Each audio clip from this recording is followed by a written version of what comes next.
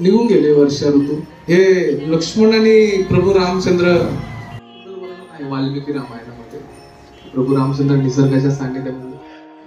Hi everyone, Shri Ramchandra की जय. दरवर्षीप्रमाणे मोरा कोलीवाडा गावात श्री रामनवमीचा उत्सव मोठ्या उत्साहाने साजरा करण्यात आला होता. या उत्सवात भजन, कीर्तन, प्रवचन आणि आरतीचा लाभ देण्यात आला होता. तसेच माननीय अनिल आणि पर्सन परशुराम कोली यांच्या घरी महाप्रसादाचे आयोजन ठेवण्यात आला होता.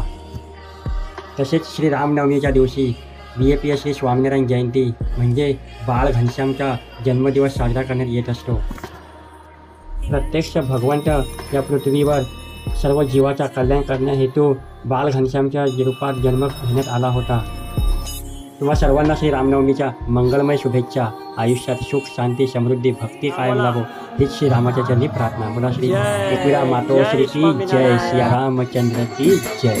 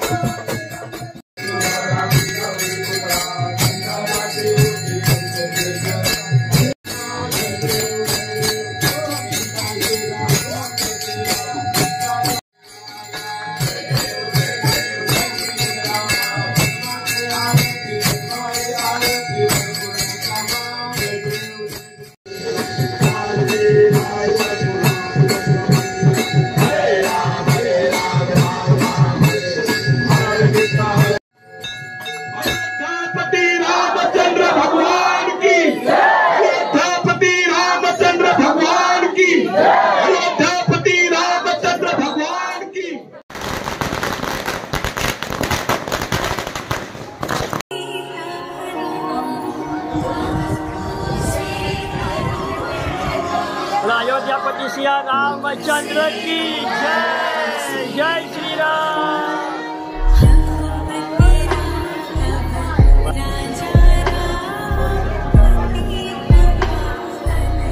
श्री रामचंद्र की जय. रामचंद्र की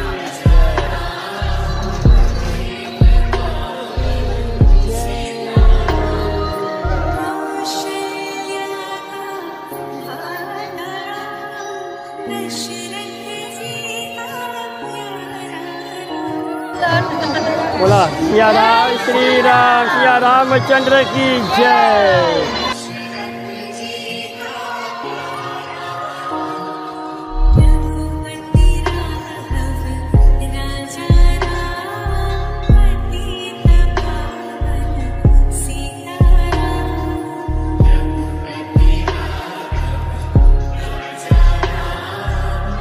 सिया रामचंद्र की जय।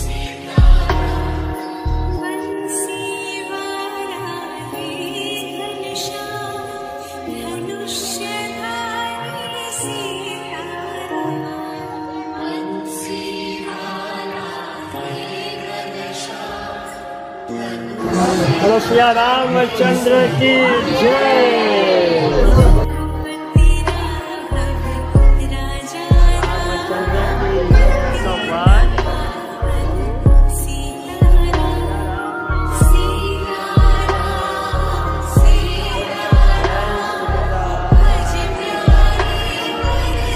श्री राम। वाह वाह वाह।